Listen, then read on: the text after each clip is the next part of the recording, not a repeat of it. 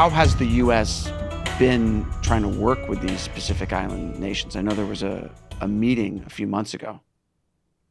So at the end of the Cold War, there was very much of a kind of end of history sort of syndrome in the Pacific. The U.S.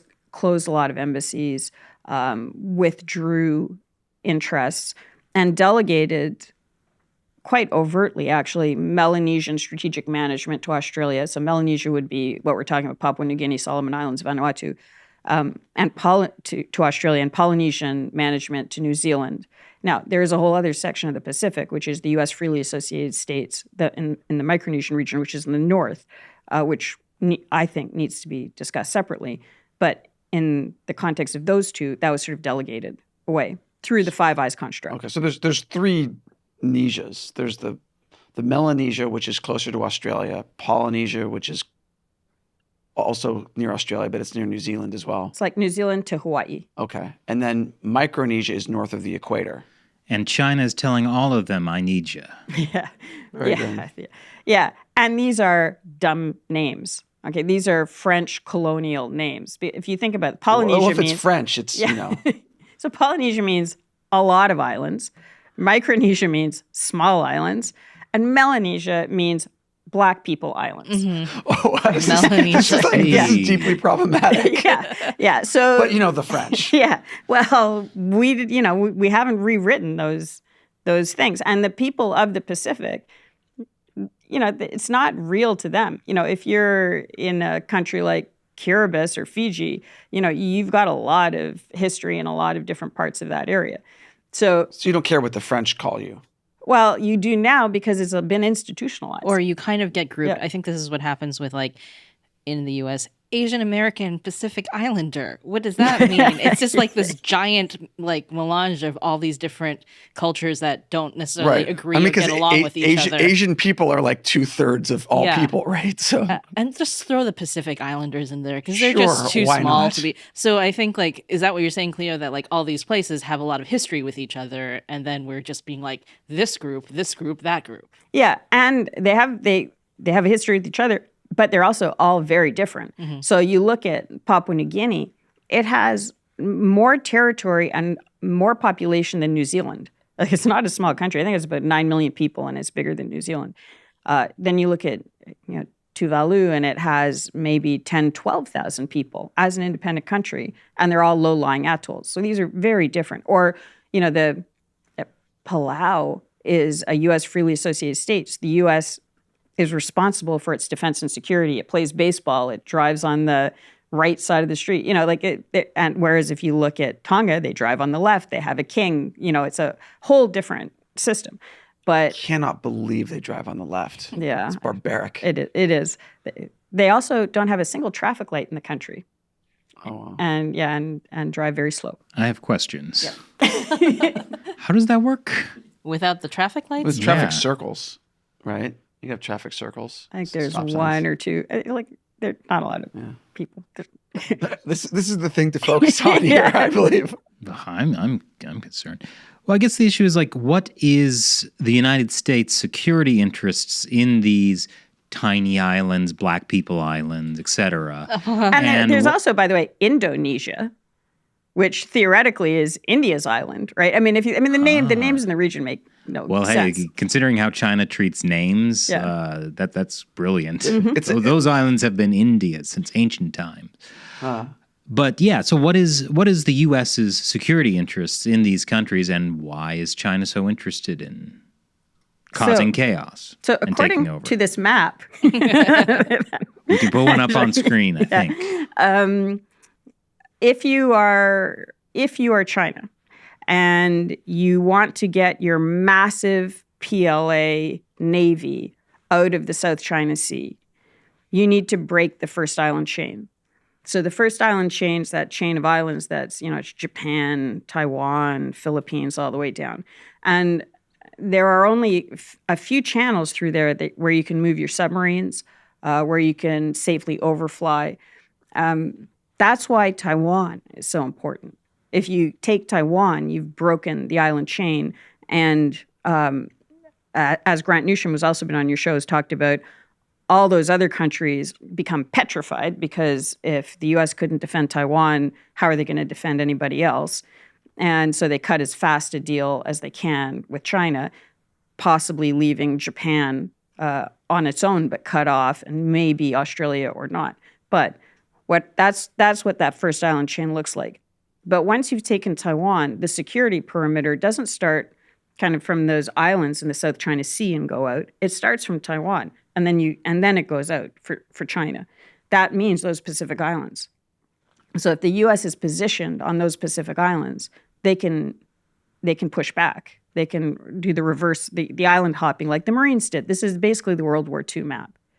So the goal has been, at least I think, since about 2008, Admiral Keating testified before the Senate and said that a Chinese officer had come up to him and said, look, Pacific's a big place, it's a lot of work, why don't you take Hawaii East and we'll take Hawaii West and we'll, report back if there are any problems. That's such a nice deal. Yeah. So kind. I'm sure he was just joking. Haha.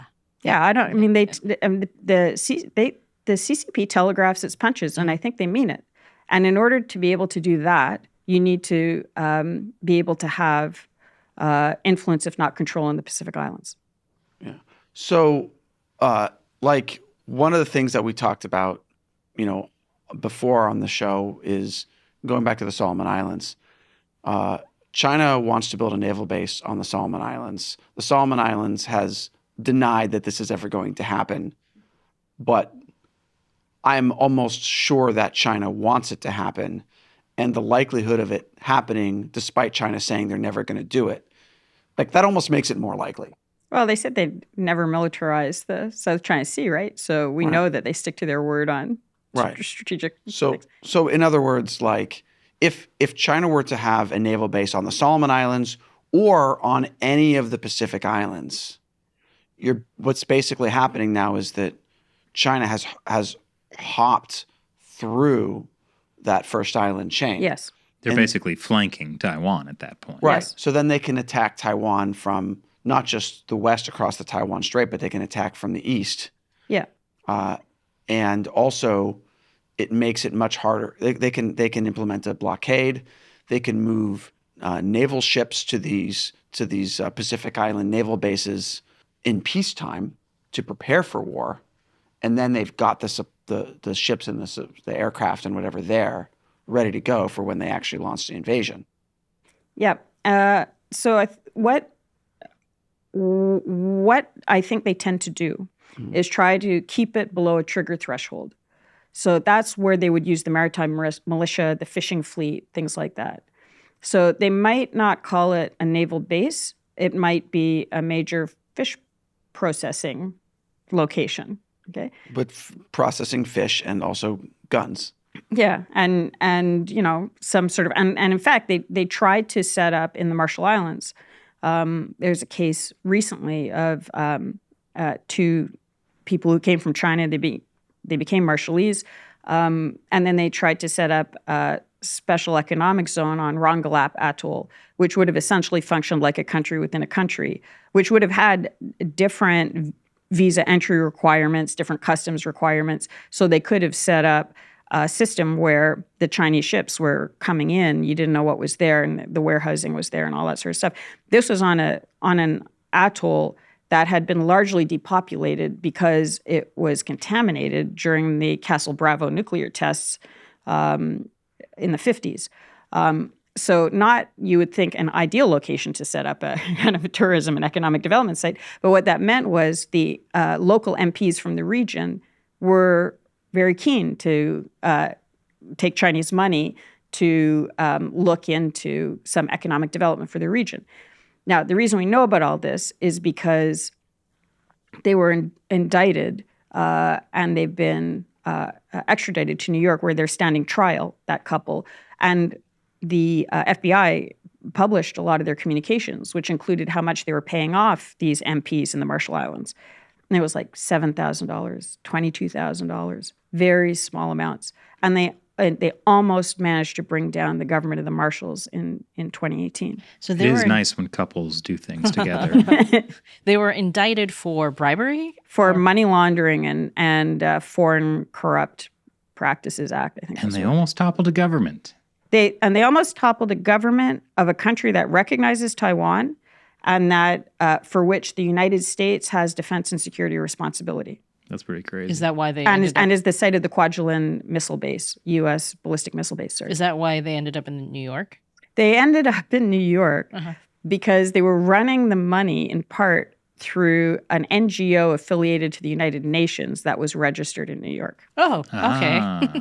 And that NGO also had dealings with several other countries and leaders of other countries via the UN. So I would defer to people who've written books like Lies and Spies, to say who was operating those people. But they seem to have had a pretty substantial money flow and pretty targeted outreach. They got nailed on the Marshalls one, but I'm sure that they were attempting similar activities, including in the Pacific. They were creating linkages in Kiribati and in Vanuatu, I think, as well. So clearly the Chinese Communist Party has interests in essentially taking over these island nations, setting up military bases or something. Maritime militia fish processing centers. And guns. Yeah. And they're doing this through anthropic warfare, as you're saying, like creating chaos within these countries so they can essentially take over. And, then they can take over Taiwan. But I'm assuming China must be using these same kind of tactics within Taiwan itself. Yes. So, there are a lot of examples of that, especially through social media. There was I think it was the mayoral election, right? This is also something Carrie Gershanik has written about to try to create that kind of division, which can create an opening. And it's worth remembering that they don't need to get you to think something specific. They just need to get you to hate the person next to you. Right? That is really easy. Yeah. Yeah. Oh. Whoa, Shelley. Go we on, both Cleo. went there at the same time. So yeah. So that kind of and that's something that and we know. I mean, they've said it when again in June 2020 when the Chinese killed 20 Indian soldiers in Galwan. 2 weeks later, if you remember, what was the first major retaliation by the Indian government? Banning a bunch of Chinese apps, right? Yeah, because they didn't want to give the Chinese access to their brain space. They also didn't want to give them access to their intel and facilitate the influence operations and all that sort of stuff. I kind of hadn't fully put that together. Like, I knew that the Indian government knew that there was a security threat. And I knew that it was also retaliation. But it wasn't just a security threat. It was the threat of like the CCP mind virus. Psychological warfare. Yeah. Yeah. And, so any country that still allows Chinese apps like, I don't know, TikTok, like that's crazy to allow that in your Matt, country, it's right? totally not a Chinese app. Like it's very separate from, From ByteDance, the parent company all the that has servers, Oracle's running their servers now, so everything's fine.